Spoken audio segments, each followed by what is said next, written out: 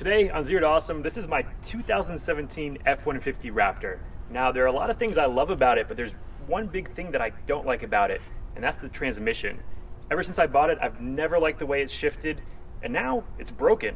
So today, we're gonna try and fix both of those problems at once.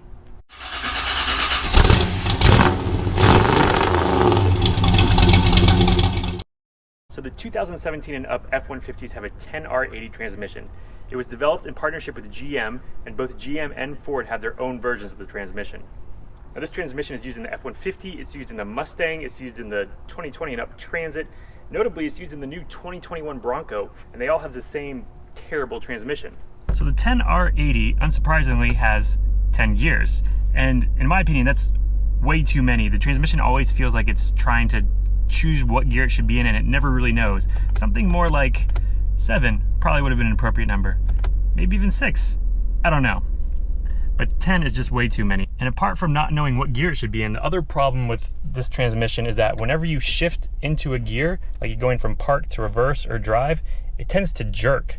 And then when you're driving and you're downshifting from, say, 4th to 3rd, the truck will jerk, and it's not a smooth ride. And when I first got the truck, it wasn't like that at all. According to Ford, the transmission learns your driving habits over time, and apparently there was a problem with some of the software. And so if you have a 2017 or 2018 truck, maybe it's up to 2019 now, I'm not sure, but you can go into Ford, they will reflash your transmission, and supposedly it fixes the problem for some people. But the flash doesn't work for everyone, because there's a number of class action lawsuits out there about this transmission saying it's jerky, it's harsh, it's unsafe, and Ford shouldn't have it out there. So I'm sure I'll run into the problem where when you say you have a problem and you take it to the dealer or something, you can't recreate the problem, but I'll try and show y'all the jerking here if maybe you can see it.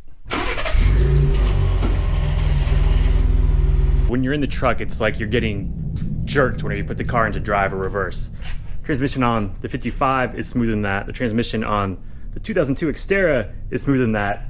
I don't see why 2017 F-150 has these problems. But what are we going to do about it? So, like I said, you can go into the dealer and they will reflash your transmission, and that works for most people. I've heard cases of sometimes that doesn't work and there's a valve they have to replace. But I'm hoping that my problem is the transmission software. And so the way we're gonna fix that today is with our Cobb access port. So if you've been following along with the channel, then you know that a little while back I installed the Cobb Stage 2 system. So what that consists of is an air filter, an intercooler, and then ECU tuning with the access port. Now the access port comes with a couple different options. You can get ECU tuning, you can get ECU tuning and transmission tuning, or if you want to add transmission to your ECU only tuner later, you can upgrade. But fortunately, Cobb is a pretty cool company, and they don't penalize you for not buying the transmission tuning when you buy the ECU tuning. So you can buy the ECU tuner for $675, you can buy them both for $1,075, or later you can add the transmission tuner for $400 instead of $400 plus some premium for not getting it all at once. So thanks, Cobb, we appreciate that. So to upgrade your access port, you give Cobb a call. They will ask you for the serial number from your unit, and then they will send you a new license file that you download onto your access port, connect it to your computer, you're good to go in about 5 to 10 minutes. So let's retune our transmission and see if this works. All right, so we will plug in our access port, go down to tuning. We already have our ECU tuned, so we want to go down to the TCM transmission tuning. So it looks like we've got a couple options here. We have OEM Plus, we have Sport, and Simulated Stock. I don't know what any of these are, but Sport sounds fun. Let's go with that. Things are beeping.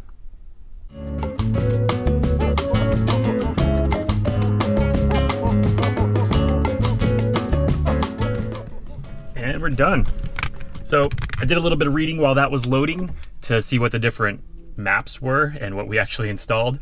So Simulated Stock, Cobb basically takes the 2019 Raptor mapping for the transmission and applies it to whatever truck you're applying it to, like our 2017 right here, and it should be better than what was on there, so hopefully no more jerking, things like that. OEM Plus, shifts are a little bit firmer when you're on the throttle, and it has increased torque limits for better launching and acceleration. Cobb Sport goes beyond that, presumably more firm, better acceleration, more torque. Let's go hit the road and see how this does.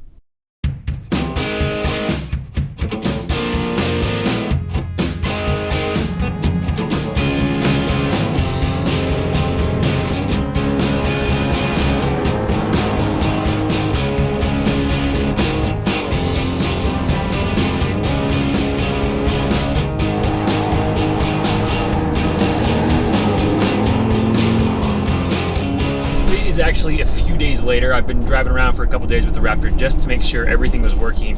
And I can go ahead and tell you, yes, we fixed the problem. So the first thing I immediately noticed when you shift from park to drive or reverse or vice versa, no jerking at all in the transmission. It's like someone took about 8 pounds of butter and just shoved it right into that transmission. It's super smooth. Love it. So the sport tune that we had initially put on the transmission, I wound up changing that. So if you know what the regular sport mode in like the factory settings are, you know that whenever you get on the gas, it'll hit you in the back every time you change gears, and that's fine, that's what it's supposed to do. But the sport tune, whenever you were in normal driving mode, if you got on it, it would still hit you a little bit. It was nothing like the traditional sport mode, but I think it's just too much for everyday driving. So I pulled over on the side of the road and I reprogrammed right there on the spot. And so changing your tune after you've already tuned once is super fast. It took me 20 seconds start to finish. And so now we're in the OEM Plus tune. Have the truck in normal driving mode and just driving around town in traffic, just like this, stopping, going, all that sort of stuff. It's smooth. It drives like I think it should. So if we put it in sport mode and give it a little bit of gas, okay, a good amount of gas, you don't get that same jerking that you do in traditional sport mode. I mean, you definitely still feel acceleration and you definitely still feel the shifts, but it's not like slamming into your back every time the car shifts gears. So overall, I'm going to call this a success, but is transmission tuning worth $400? For me, I'm going to go ahead and say yes for a couple reasons. Number one, the transmission works now, and supposedly the problems with it is caused by the adaptive learning. So now we have the ability to reflash our transmission whenever we want, really. So if for some reason this problem comes back, just flash it again, good to go. And another reason is we didn't have to go to the dealer to get this fixed. So yes, this problem would probably still be covered under warranty, but I don't know about y'all's dealers, the ones around here aren't that great. Last time I had to take my truck in, it had the cracked oil pan problem that the 2017s had, and made an appointment online, took it in the day and time I was supposed to be there, and then they said, oh, we'll get to your truck in 2 weeks. I said, can I get a loaner car? And they said, only if the amount of work is going to be over 4 hours. Well, is it going to be? I don't know. We'll have to take a look at it in 2 weeks and get back to you. What's up with that? I mean, if I owned a car dealership, I wouldn't do that. Just terrible service. So for me, being able to fix something myself and not going to the dealer is a big plus. So until next time, I'm going to enjoy these buttery smooth shifts into this school zone. And then whenever we get through, I'm going to quickly accelerate out. See you later.